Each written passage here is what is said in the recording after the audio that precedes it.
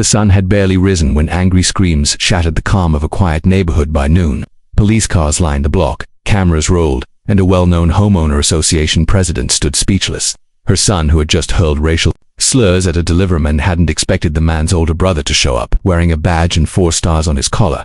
The morning sun had barely broken through the treetops in the quiet suburb of Oak Pines when Marcus Rivers turned onto Maplewood Drive. It was his 4th delivery of the day, and like most mornings he was on time, polite, and focused. Working for a grocery delivery service wasn't glamorous, but Marcus enjoyed the simplicity of it, being on the move, getting things done. Oak Pines, with its manicured lawns and matching mailboxes, always gave him a strange feeling. It looked picture perfect on the outside, but something about it felt too quiet, like the silence was hiding something.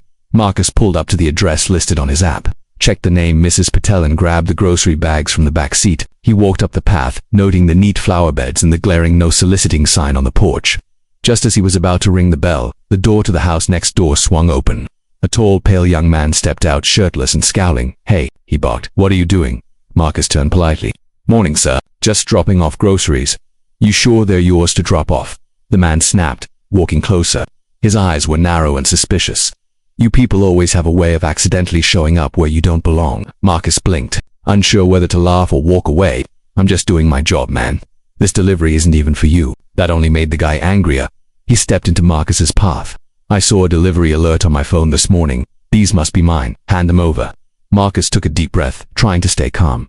"Sir, your house isn't even the one listed. This is for Mrs. Patel. You can check the app if you want." But the man, whose name Marcus didn't know yet, wasn't interested in logic. "You think you're smart, huh? Coming into neighborhoods like this, acting like you belong. Let me tell you something." Just then, a woman stormed out from the same house. Her hair was perfect, her nails long, and her eyes full of fire. "What's going on here, Jake?" she asked, ignoring Marcus completely. "This guy's stealing groceries," Jake replied confidently, "probably casing the neighborhood." "I think you should call the police," the woman said sharply, pulling out her phone. Marcus stood still, stunned at how quickly things had turned, slowly reached into his pocket, not for a weapon, but his phone. He dialed a number and brought it to his ear. "Come quick," was all he said.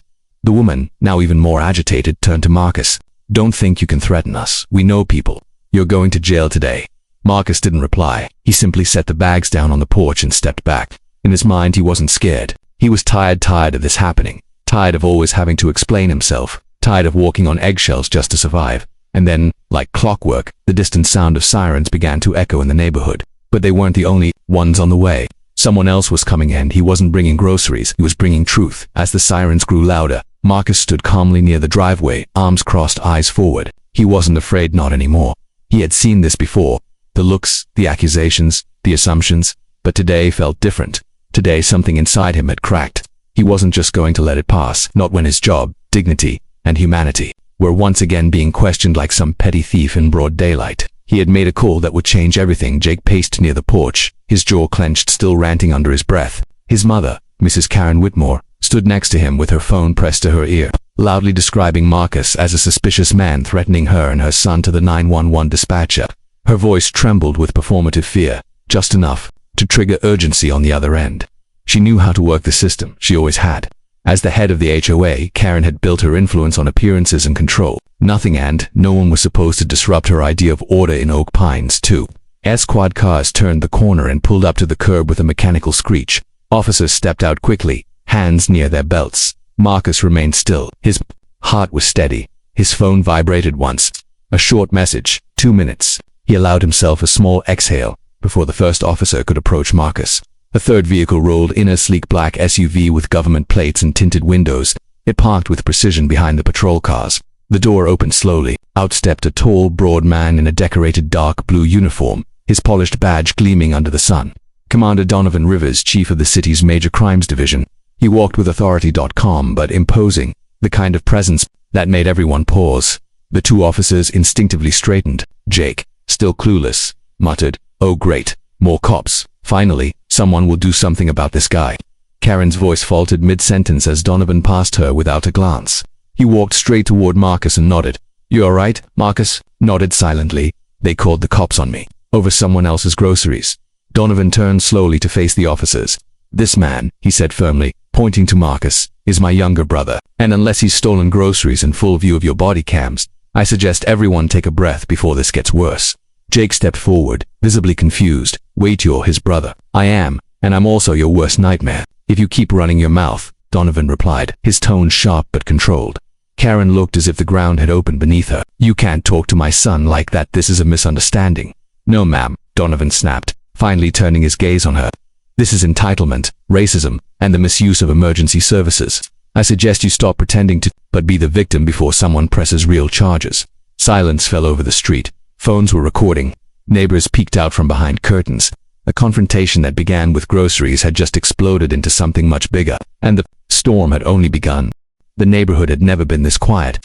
The tension in the air was heavier than the summer heat, and every second felt like a drumbeat echoing across the perfectly trimmed lawns. Karen Whitmore, once the unshakable queen of Oak Pines, stood, stunned in front of her white brick home, her mouth slightly open as the weight of Commander Donovan Rivers' words sank in.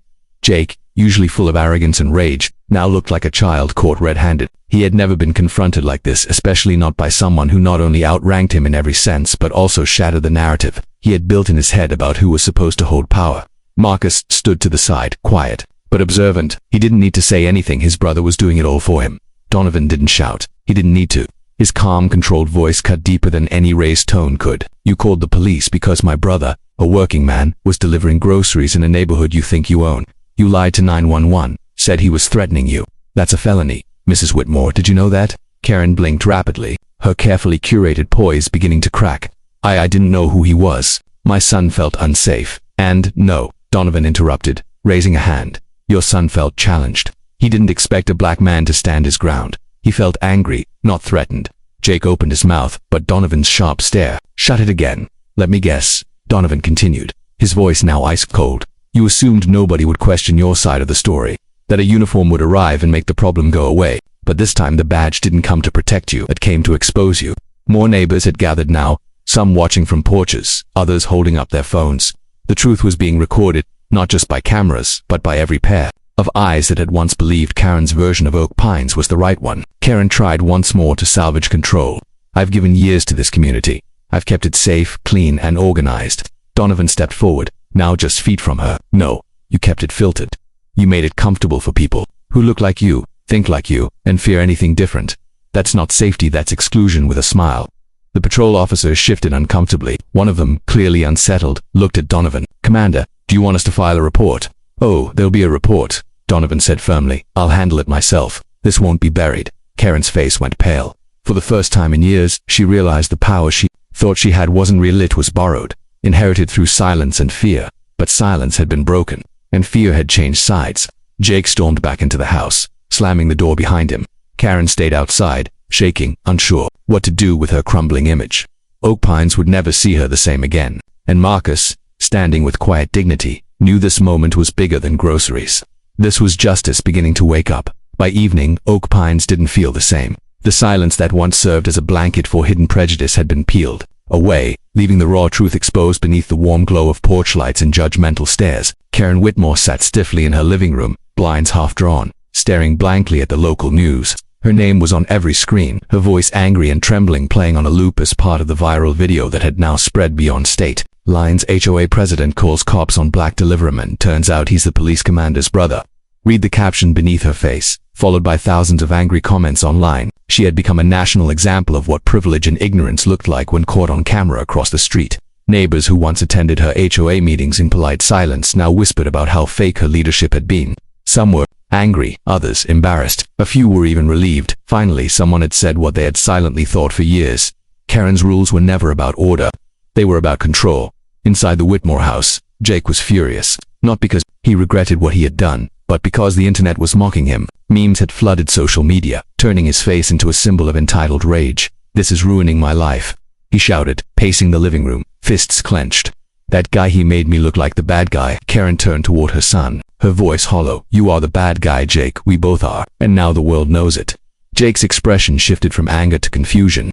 He had never seen his mother this defeated. She, who always knew how to spin every story, suddenly looked like someone who had nothing left to say. Meanwhile, at a quiet corner cafe on the other side of town, Marcus sat across from his brother, Donovan. They sipped coffee without speaking for a moment. The storm had passed, but the damage and the message remained. You didn't have to come all the way out there, Marcus finally said, his voice low. I did, Donovan replied. Because every time someone like her gets away with it, the system loses a little more of its soul. I wear this badge, but I'm still your brother, and if I won't stand up for you, who will? Marcus gave a small smile, the kind that carried both pain and pride. It's not the first time, Don. Just the first time the world saw it too. Donovan nodded. Good, maybe now they'll finally stop pretending it doesn't happen. Next morning, a letter was slid under every door in Oak Pines. It was from the HOA board, effective immediately. Karen Whitmore is no longer president of the association. We do not condone her actions and are moving forward with a vote for new leadership. Karen read the letter in silence. The world she had built on appearances was crumbling brick by brick, and for the first time in her life, no one was listening to her version of the story. Weeks passed, and Oak Pines slowly adjusted to a new rhythm. The air felt lighter, less charged, as if the neighborhood itself had taken a deep breath after holding it for far too long. The lawns were still trimmed, the houses still perfect, but something invisible had shifted. Whispers of accountability. They echoed in the community. And the name Karen Whitmore, once synonymous with authority, had become a quiet warning of what happens when control masks hatred. Her resignation had not only marked the fall of a woman but the beginning of an awakening. Karen no longer left her house during the day. The glare of her neighbors was sharper than any punishment the law could offer. She had thought the scandal would blow over, that people would eventually forget. But Oak Pines wasn't the same place anymore. Her name had become a conversation starter for change, her actions a case study in racial bias. She watched from her window as residents walked by without a wave, without a nod, treating her home like a haunted house no one wanted to visit. Jake, equally unwelcome, had disappeared from sight, his online presence scrubbed clean, his voice silenced by public shame. He no longer had the comfort of ignorance. He had been forced to see himself through the eyes of millions, and what stared back wasn't a victim, it was a villain.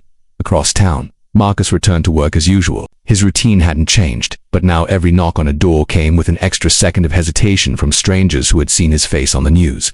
Some offered quiet apologies, others gave firm handshakes, and more than a few asked what could help bring awareness to what had happened.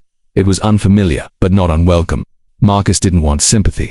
He wanted understanding, respect, and maybe, finally, he was starting to get both. Donovan, too, found himself changed. The viral video had launched conversations in law enforcement circles he had been trying to start for years. Officers across the city began attending new workshops on community sensitivity sessions he helped design. A few rolled their eyes, but many listened. Change wasn't fast, but it was moving, and that was enough. One bright Saturday morning, a community event was held in the Oak Pines Park organized by the new HOA committee. There were families, music, food trucks, and something rare in a place like this, laughter from every background. It was here that Marcus was invited to speak, standing on a small stage, with a modest microphone and a crowd that had once feared men who looked like him. He shared only a few words. Justice doesn't always wear a badge. Sometimes it looks like truth, standing still while everything around it falls apart. What happened wasn't about MIT, it was about all of us, and how we choose to see each other. Don't let silence be your comfort.